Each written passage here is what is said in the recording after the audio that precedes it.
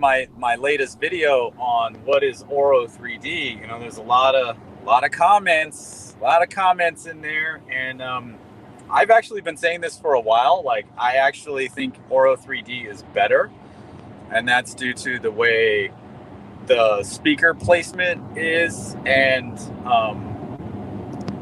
there's also another thing at play, mainly that in Europe, where most of the Auro 3D movies are mixed, they actually go out of their way to spend time on the mixes. Whereas, like, here in the States, yeah, it's kind of like hit and miss. Hit or miss.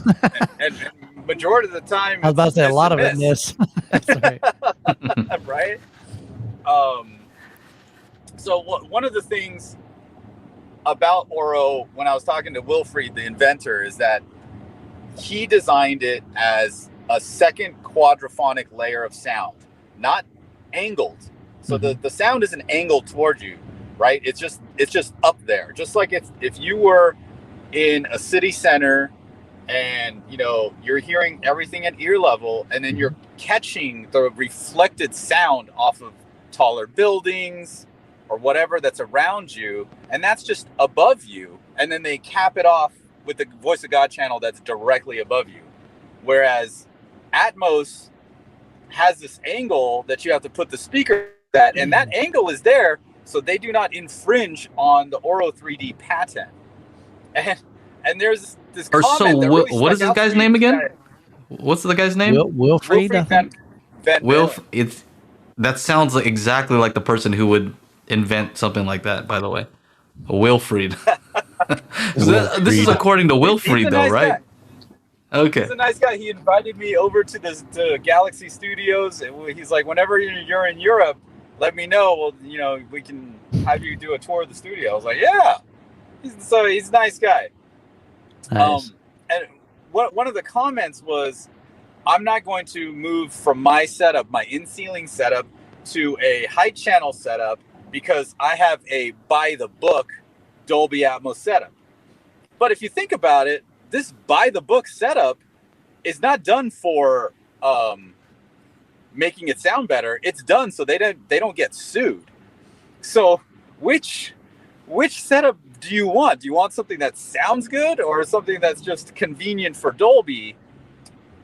So like that's kind of got like what's got me going. And there's so let's open it up to everybody. Chime in. And I know what Reginald is going to say, because he said it in the comments there, object-based versus channel-based. And then, of course, the other thing is there's nothing in Auro, content-wise, that like out here in the States. Yeah. Although, Mike, your buddy Giovanni hit me up, and I was like, dude, email me, and he's got all of the Auro 3D titles. Yeah. It would not surprise me, man. Yeah, Giovanni, he's a great dude.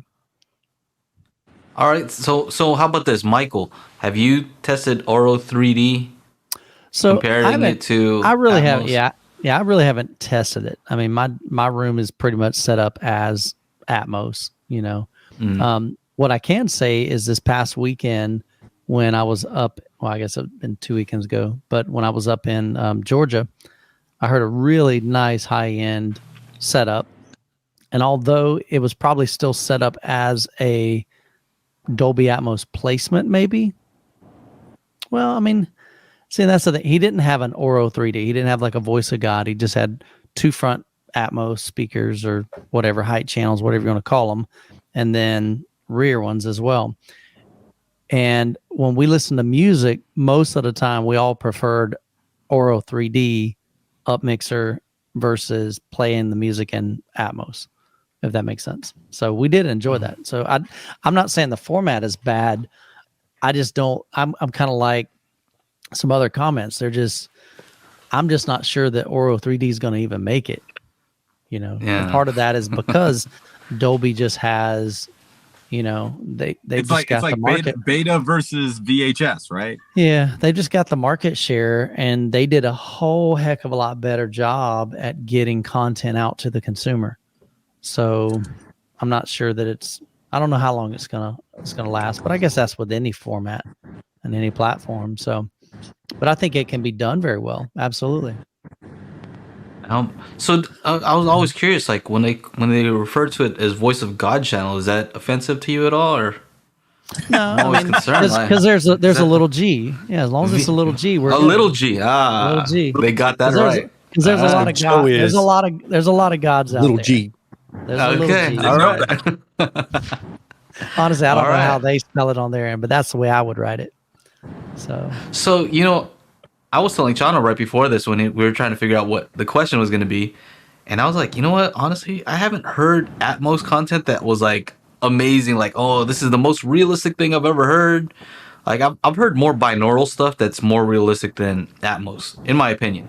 And I always thought it was maybe because I didn't have enough high channels, so I put 4 up instead of 2. Okay, made it a little bit better. And now that I have the garage space, I'm gonna put like actual side surrounds and rear surrounds, and hopefully that'll make it better. But I've never heard it to the point where it sounded like real life. Like when I go outside, I know that I'm outside. It sounds like I'm outside. And I don't know that I've ever gotten that experience. And I actually haven't tried Auro either, so I can't say that that's better. Right. I mean, so basically what it is that second quadraphonic layer, it's none of that's pointing to you. It's just firing into the room. So when you're in a space, it feels like I get the feeling that I'm in that space and something's not just kind of flying by my ear.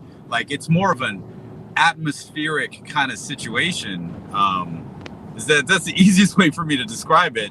And I don't know, like, I know, like, he was saying, he meaning Wolfried was saying, even if you're running Atmos content, if you have your speakers laid out in an Auro configuration, the Atmos content will also sound better. So whether or not that's true, I can try that out in the studio. I couldn't try that in the living room, but I can definitely overtake you, sucker. Sorry. It's like F1. that is a HiFi Yes. exclusive right there, buddy. Yes. That's awesome. But yeah, Oh, so man. it's one of those things where, like, okay, so Mike was like, Mike going off of what he was saying earlier about this guy had the height channels in place on the ceiling, like where he would have ceiling speakers, and Mike was like thinking about his setup and how, he's like, oh, I wish my ear level speakers were lower. Yeah. So that you can have like that separation, right, That Mike? better separation. Yeah. Yeah. I wish I did. And so he was like, with his phone putting video, and he's like, my surround backs are here. I'm like, dude, just make it one surround back and put it lower. And then he's like, oh, well, people would have to duck, and fuck them, dude. Who gives a shit? They're not. I'm talking about rooms. I'm talking about when you walk in there. Together, No, but when they walk in, I don't want their face to plant right in my speaker. That's what I don't want. Look, there's a low bridge, people. We got to make it sound great in here. There's a low bridge. Yeah. Careful. Oh my gosh, dude. I'd have to sign waivers before they even come in the door. Right? I mean, look, here's another thing. I know, like that one person who left that comment, he probably was told, hey, this is what you're gonna need, and somebody sold him on this. Cool. The issue is, look, if you want your system to sound better, like, what do they say? The definition of insanity is to do the same thing and expect a different result. So let's say you tried you started off with room treatments, then you go to multiple subs, then you try to dial that in with REW, DSP and all that kind of nonsense. DSP, yeah. Yeah, and then you're like, okay, well, how do I get my height speakers or this Atmos thing to sound better? And if you've only been rocking in ceilings, maybe you should just try something just to see what it sounds like in that space. Yeah. And if it's better, then and if it isn't, then you don't. Yeah. But if you don't know, you're just like, oh, you're like, you're expecting a different result, but you're doing the same thing over and over. Yeah. But what if you're really satisfied with? I mean, what if you're still like really satisfied? You know what I'm saying? With the in ceiling? Yeah. Then go with that's what I'm saying. That's a lot of work to mount for. Dude, I know. I know. That's a lot of work. I got to climb to know. the attic and pull wires and in the hot sun in Florida. Well, you got hot sun in California too, man. So, dude, it's been 100 degrees since I left Mammoth. Mammoth was only 80. It's been 100 degrees this entire drive.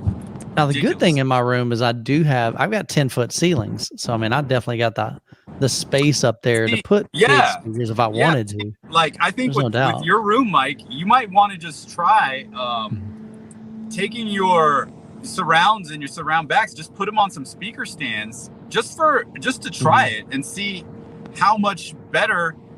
I think that's the first step. How much better the separation is between your in ceilings and your ear levels, right? Right, sure. See, and this is the Auro setup. So it's basically a speaker right above your other speakers. Right. So you and it's firing into the room, so it's that second layer.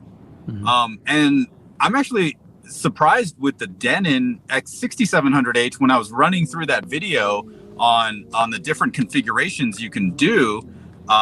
Like you can have, since upstairs I can only do 5 ear levels. You can do 5 ear levels, and then with the height center height, I can do 5 above and the voice of God. So it's 10 plus 1, 11, 11.1 Auro. So it's a versatile and like I said, I'm just excited to try out something new. Yeah, right? That's cool. Hey, Aaron, do you see anything here that would bother you when you look at this Auro setup? Because I know what I thought of immediately. I saw like 5 things that I'm looking at. Everything about that bothers me. Yes. What bothers you about this? Like acoustically, I don't know. I don't know where to start, but it just looks like a nightmare if I'm being honest with you. I love it. Like explain. The no center seat bothers me. That's one thing. Yeah, that's actually a really good point no too. Center seat.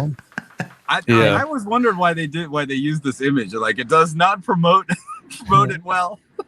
Unless that's their point, is that there is no sweet spot with a system like this, Oh, maybe. But I've never had. I can't imagine it not being a prime spot for this kind of system. But maybe that's what they're thinking, because you do have a center channel that helps. Yeah. And if it's watching TV, I don't know. Do you really care about left, right, as long as you got a center? Because your eyes are being, you know what I'm saying? Like, for instance, if you ever listen to a pair of stereo speakers and you are sitting in the center, everything sounds great because you're focusing on, hey, where's the center at? But if somebody comes along and you have to move over to the side, and then you're like, well, crap, now there is no phantom center anymore. But as soon as you flip on that TV, you don't care about phantom center anymore because everything draws your eye to that television or whatever you're watching. So I don't really have a hard time, worrying about stuff like this, I guess, when I know that you're going to be watching something with it. But it is cool, to have the phantom stereo image properly set up. I would hope too that their surround heights, whatever they're calling them, would at least be angled down towards the listening area, considering the tweeter is right up near the ceiling and nobody's ears are up there. Oh, that's one thing Joe and I were talking about too. I think it could sound cool, but honestly, just the aesthetic of it. So, Michael, you have an acoustically transparent screen, and you probably have that for the same reason that I do, is because when you remove the speakers from the equation, and you're not seeing the speakers anymore, it really just changes psychologically your whole outlook on the system. For whatever reason, better or worse, that's just the way it is. So seeing these speakers all like this would probably really mess with my brain. That's funny. Yeah, I would have to cover them all with real cloth. What? Soundbar will work. Soundbar? Maybe. Hey, man, there's nothing wrong with the soundbar. So what I was telling Chana is, all right, well, one good thing about this, because you were talking, Chana, about how Atmos is meant to point at you, right? Like the speakers are directed at you. And this is more like it's pointing into the room.